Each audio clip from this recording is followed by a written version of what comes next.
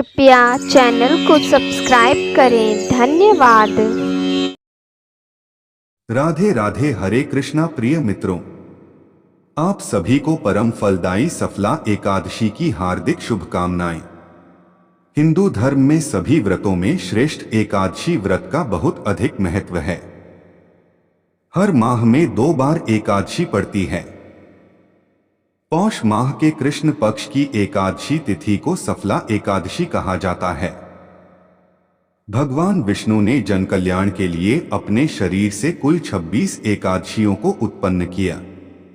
भगवत गीता में भगवान श्री कृष्ण ने एकादशी तिथि को स्वयं के समान ही बलशाली बताया है। सभी एकादशियों में नारायण के समान ही फल देने का सामर्थ्य है।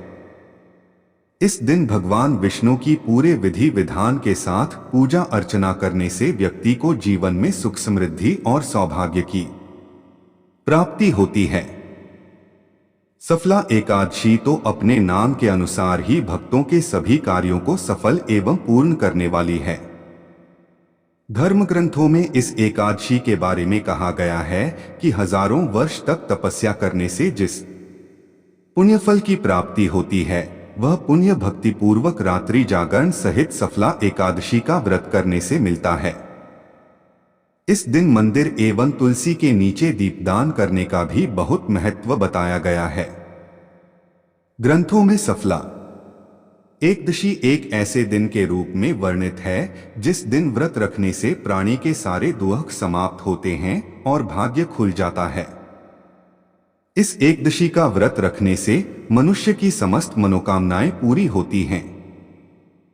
इस दिन व्रत रखने के लिए सुबह जल्दी उठकर स्नान आदि से निवृत्त होकर व्रत करने का संकल्प लें।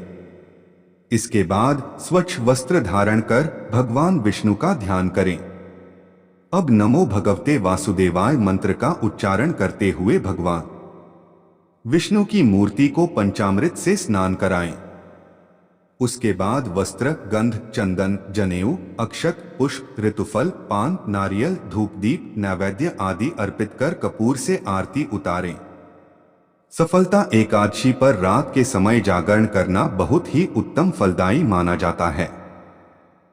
पूजा के समय इस दिन विष्णु सहस्त्र नाम का पाठ करना सर्वोत्तम माना जाता है।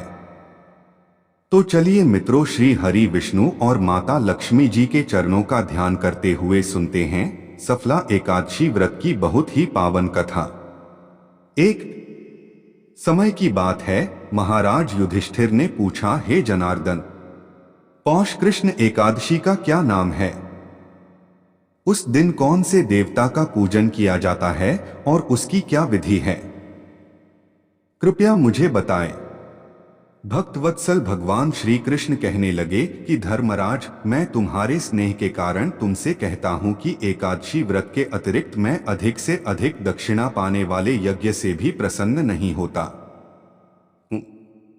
अत इसे अत्यंत भक्ति और श्रद्धा से युक्त होकर करें।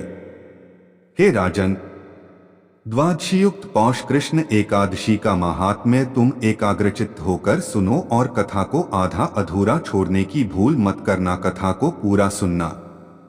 इस एकादशी का नाम सफला एकादशी है। इस एकादशी के देवता श्री नारायण हैं। विधिपूर्वक इस व्रत को करना चाहिए। जिस प्रकार नागों में शेषनाग, पक्षियों में गरुड़, सब ग्रहों में चंद्रमा, यज्ञों में अश्वमेध और देवताओं में भगवान विष्णु श्रेष्ठ हैं, उसी तरह सब व्रतों में एकादशी का व्रत श्रेष्ठ है। जो मनुष्य सदैव एकादशी का व्रत करते हैं वे मुझे परम प्रिय हैं। अब इस व्रत की विधि कहता हूं। मेरी पूजा के लिए ऋतु के अनुकूल फल, नारियल, नींबू, नैवेद्य आदि 16 वस्तुओं का संग्रह करें। इस सामग्री से मेरी पूजा करने के बाद रात्रि जागरण करें। इस एकादशी के व्रत के समान यज्ञ, तीर्थ, दान, तप तथा और कोई दूसरा व्रत नहीं है। 5000 वर्ष तप करने से जो फल मिलता है उससे भी अधिक सफला एकादशी का व्रत करने से मिलता है। हे राजन, अब आप इस एकादशी की कथा सुनिए। चंपावती नगरी में एक महिष्मान नाम का राजा राज्य करता था।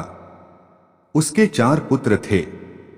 उन सब में लुम्पक नाम वाला बड़ा राजपुत्र महापापी था।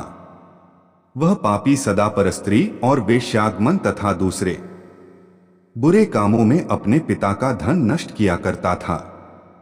सदैव ही देवता, ब्राह्मण, वैष्णवों की निंदा किया करता था। जब राजा को अपने बड़े पुत्र के ऐसे कुकर्मों का पता चला तो उन्होंने उसे अपने राज्य से निकाल दिया। तब वह विचारने लगा कि कहाँ जाऊं, क्या करूं।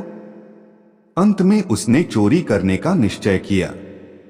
दिन में वह वन में रहता और रात्रि को अपने पिता की नगरी में चोरी करता तथा प्रजा को तंग करने और उन्हें मारने का कुकर्म करता। कुछ समय पश्चात सारी नगरी भयभीत हो गई। वह वन में रहकर पशु आदि को मारकर खाने लगा। नागरिक और राज्य के कर्मचारी उसे पकड़ लेते किंतु राजा के भय से छोड़ देते।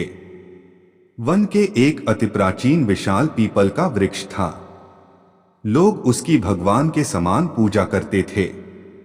उसी वृक्ष के नीचे वह महापापी लुम्पक रहा करता था। इस वन को लोग देवताओं की क्रीड़ास्थली मानते थे। कुछ समय पश्चात पौष कृष्ण पक्ष की दशमी के दिन वह वस्त्रहीन होने के कारण शीत के चलते सारी रात्रि सो नहीं सका। उसके हाथ पैर अकड़ गए। सूर्योदय होते होते वह मूर्छित हो गया। दूसरे दिन एकादशी को मध्याह्न के समय सूर्य की गर्मी पाकर उसकी मूर्छा दूर हुई। गिरता पड़ता वह भोजन की तलाश में निकला। पशुओं को मारने में वह समर्थ नहीं था, अतः पेड़ों के नीचे गिर हुए फल उठाकर वापस उसी पीपल वृक्ष के नीचे आ गया। उस समय तक भगवान सूर्य अस्त हो चुके थे। वृक्ष के नीचे फल रखकर कहने लगा, हे भगवान, अब आपके ही अर्पण है ये फल, आप ही तृप्त हो जाइए। उस रात्रि को दुख के कारण रात्रि को भी नींद नहीं आई। उसके इस उपवास और जागरण से भगवान अत्यंत प्रसन्न हो गए और उसके सारे पाप नष्ट हो गए। दूसरे दिन प्रातः एक अति सुंदर घोड़ा अनेक सुंदर वस्तुओं से सजा हुआ उसके सामने आकर खड़ा हो गया। उसी समय आकाशवाणी हुई कि हे राजपुत्र, श्री नारायण की कृपा से तेरे पाप नष्ट हो गए। अब तू अपने पिता के पास जाकर राज्य प्राप्त कर। ऐसी वाणी सुनकर वह अत्यंत प्रसन्न हुआ और दिव्य वस्त्र धारण करके भगवान आपकी जय हो कहकर अपने पिता के पास गया। उसके पिता ने प्रसन्न होकर उसे समस्त राज्य का भार सौंप दिया और वन का रास्ता लिया।